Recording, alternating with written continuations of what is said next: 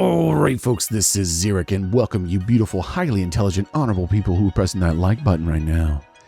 And I guess welcome to everyone else who doesn't understand economics or what inflation means.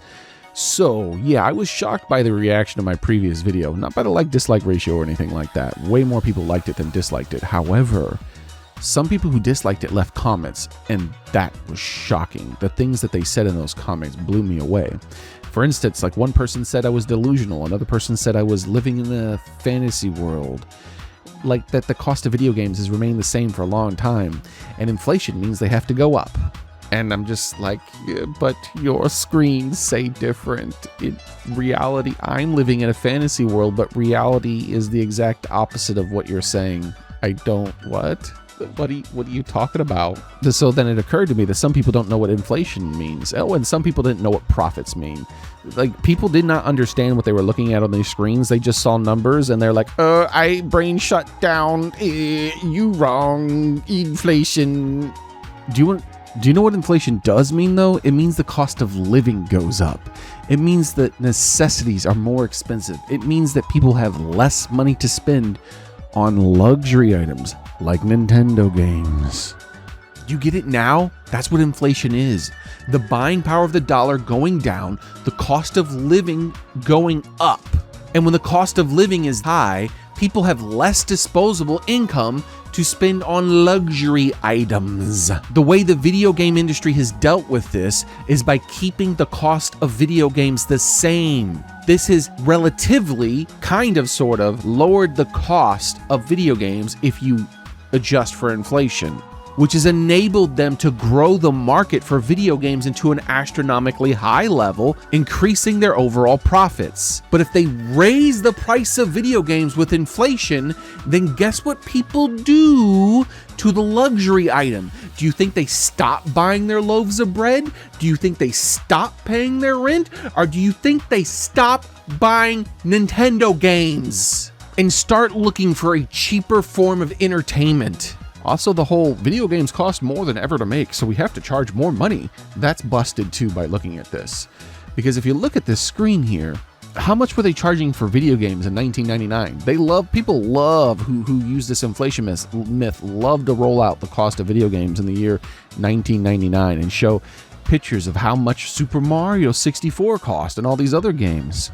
So why were they able to charge more for video games back then, but they made so much less money? Because I forgot, I need to explain profits. So profits are not gross income. Profits are the amount of money you make after you've paid all your bills. After you've paid your game developers, the electric bill, the advertising bill, the manufacturing, this is the money after all of that. And all these numbers are adjusted for inflation. So in 1999, Nintendo made $1.3 billion in profits. But for some reason, even though inflation exists, they were also charging $60 in 2021, where they made 4 times that money almost. How does that work? All these numbers are adjusted for inflation. So they made $1.3 billion after adjusting for inflation. How could Nintendo make $4.56 billion when they did not raise the cost of video games? It's because video games are not loaves of bread. Everything doesn't need to increase with the inflation. Inflation is just simply the buying power of the dollar. That's what inflation is. Inflation isn't everything has to be more expensive. Do you know what inflation does mean, though? It means the cost of living goes up. It means that necessities are more expensive. It means that people have less money to spend on luxury items like Nintendo games. Some things, many things, in fact, will increase with inflation, such as the loaf of bread, because all of that is so standardized. You're not going to increase your customer base. You're not going to reduce the cost of manufacturing. You're not going to reduce the cost of your electric bill or paying your employees. There's nowhere to offset at all the cost of bread. So when the buying power of the dollar goes down, the price of bread goes up. However, as evidenced by reality, that doesn't work that way with everything, because look at video games. The buying power of the dollar went down, but video games pretty much stayed the same price. And that's because they did something else. They increased their customer base. More people than ever before in the history of our world play video games. And every year, the amount of people who play video games goes up by a lot. So no, Nintendo doesn't need to raise the price of video games because of inflation says that they should charge more. That's not what inflation is. They're making more money than they've ever made in spite of inflation. So if they raise the price of video games and they blame inflation, or you blame inflation, that's called greedflation. There's a name for that.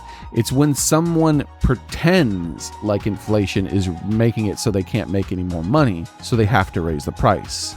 But if we look at the screen here, we can tell that Nintendo has made more money than they have ever made in the history of their company.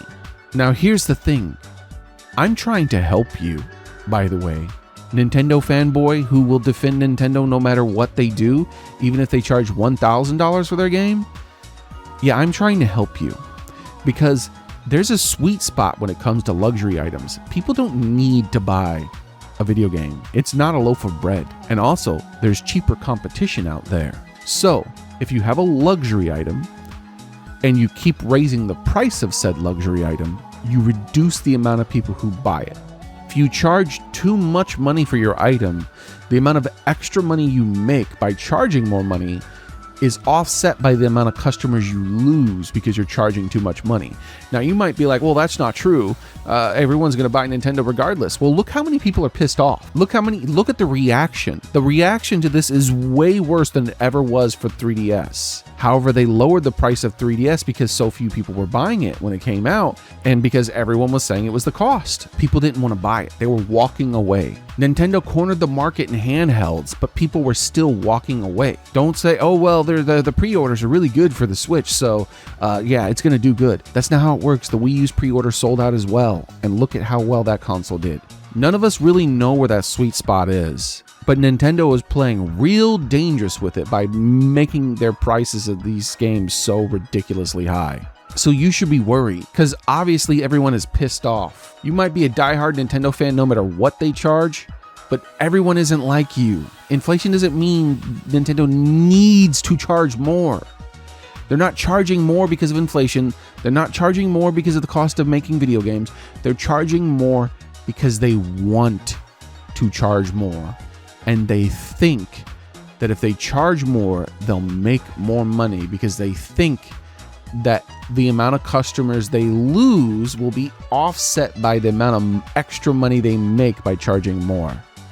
There's some luxury items that do that. There's some luxury items that cost a couple bucks to make, but people will charge hundreds and hundreds of dollars for them. And if that's the route Nintendo wants to go, then good luck, Nintendo. They want to become a boutique luxury item that costs an extraordinary amount of money. And so they have way less customers, but those customers pay way more money.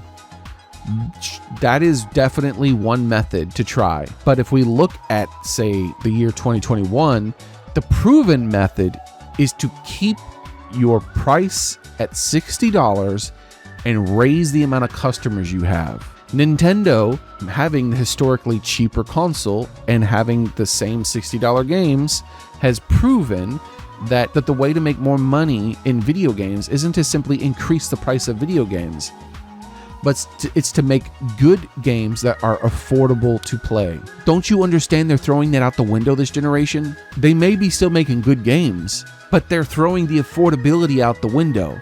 What they're banking on, that Doug Bowser himself said, is that they'll still get all the pores, or they don't have to worry about the pores.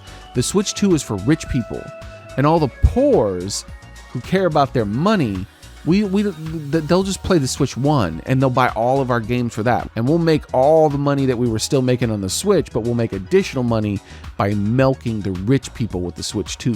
That's what this is, and that's why so many people are pissed off. I hope I was able to explain this in a way that you understand this time. I don't know if I succeeded. Some people are going to be, they're not going to care. Some people are just going to be diehard Nintendo fans. It doesn't matter what reality is. They're just going to be mad anytime anyone dislikes what Nintendo is doing.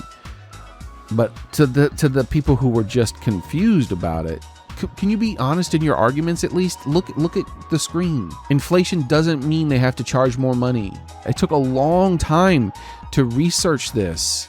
And I did this for you. I did this for the gaming community so that we stop spouting these corpo lies that are just there to help the corporation and not us. If you want to defend Nintendo, be honest with it. Just say they can charge whatever they want for their games. They don't need to increase the price, but they can increase the price. And I'll just pay whatever the price is, no matter how expensive it is. And so will everyone else.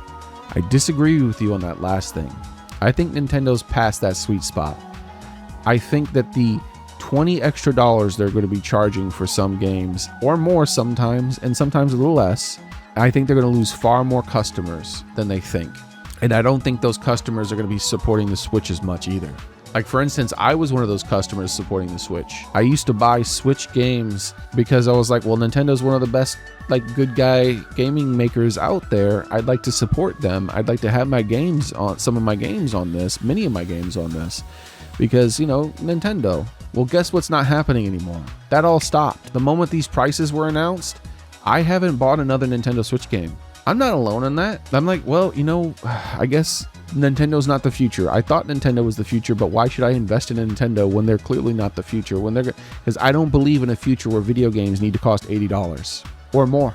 Because guess what? They don't need to, as proven by this graphic. The most profitable year in Nintendo's history, they were only charging $60. All right, I hope I got through to some of you guys. I truly do. I love Nintendo games too. I don't want to hate Nintendo. I love Nintendo games. This is Xeric, and I'm out.